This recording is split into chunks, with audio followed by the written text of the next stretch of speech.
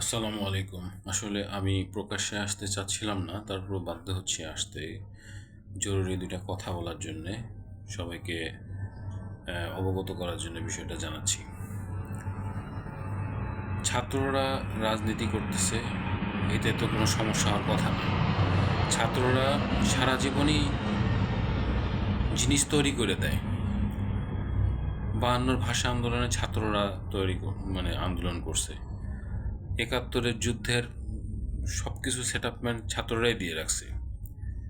কিন্তু দেশের উন্নতি না হওয়ার কারণ একটাই, সেটা হচ্ছে ছাত্ররা সব কিছু রেডি করে যার হাতে তুলে দেয় তারা হচ্ছে দুর্নীতিবাজ।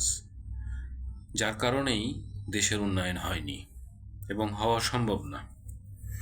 যদি যারা উপার্জন করে, যারা অর্জন করে, তারাই যদি এটা দায়িত্ব গ্রহণ করতে পারে, তবেই দেশের উন্নয়ন হবে। ছাত্ররাই সব কিছু করে, ছাত্ররাই সব কিছু রেডি করে, তারপরে আর ছাত্ররা থাকে না। এই জন্য তো দেশের এই ১২টা বেজে গেছে।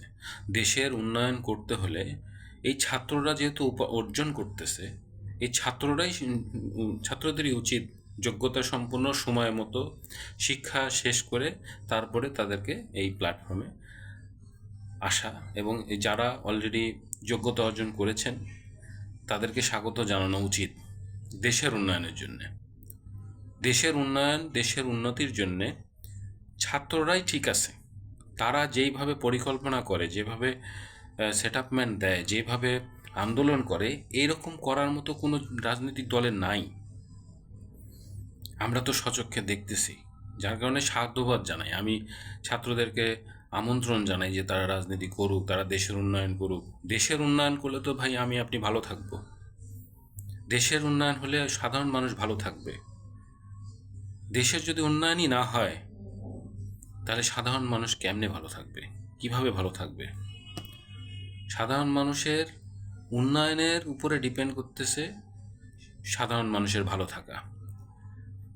বিদেশে, বহির্বিশ্বে আমরা যে বহির্বিশ্ব থেকে যে আমরা লোন নিই, এ কি রাষ্ট্র কোনো দলকে দেখায় লোন দেয়?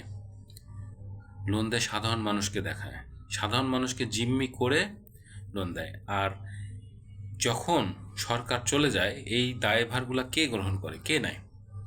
সাধারণ মানুষই তো নেয়।